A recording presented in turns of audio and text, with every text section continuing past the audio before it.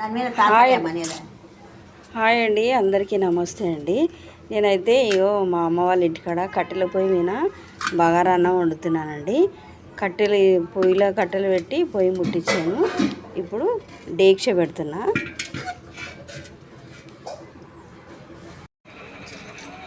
డేక్ష కాలిందండి. ఇప్పుడు 3 పావుల నూనె వేస్తున్నా. 4 పావులు వేసాను. ఇప్పుడు కట్ చేసుకున్న ఉల్లిపాయలు, మిరపకాయలు కూడా వేసేస్తున్నా.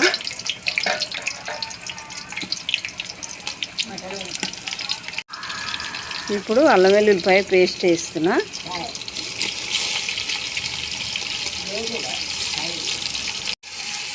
ఇది పల్లెటూరి పులావ్ అండి. ఇది పల్లెటూరి పులావ్ చేస్తున్నా నేను. పులావ్ అంటే బగారా అన్నం అండి. పల్లెటూరులో కట్టెల పొయ్యి మీద వేస్తున్నా. ఇప్పుడు మసాలా వేస్తున్నా, గరం మసాలా వేస్తున్నా.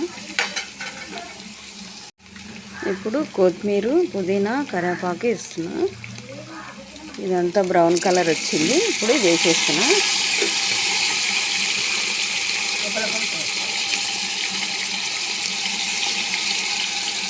ఇది గిద్ద అంటారండి. ఇది మా ఊర్లో.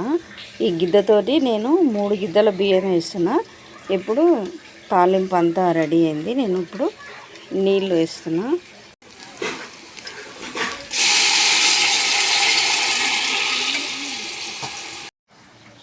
ఎసరు కాగిందండి, బియ్యం వేస్తున్నా. చూడండి కట్టెల పొయ్యికి ఎసరు ఎట్లా కాగుతుంది, ఎంత బాగా.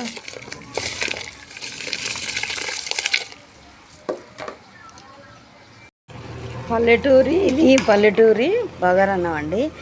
అన్నం కావచ్చింది. అన్నం అయితే కట్టెల పొయ్యి వండుతున్నాం కదా, మంచి వాసన వస్తుంది అన్నము. చూడండి ఇవి పాత చేను బియ్యము. పులావ్కి చాలా బాగున్నాయి.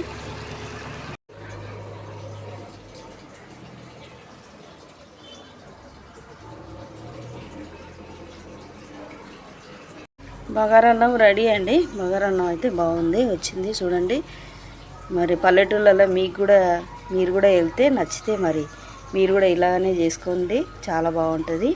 నచ్చితే మరి ట్రై చేయండి, లైక్ చేయండి, షేర్ చేయండి. Thank you.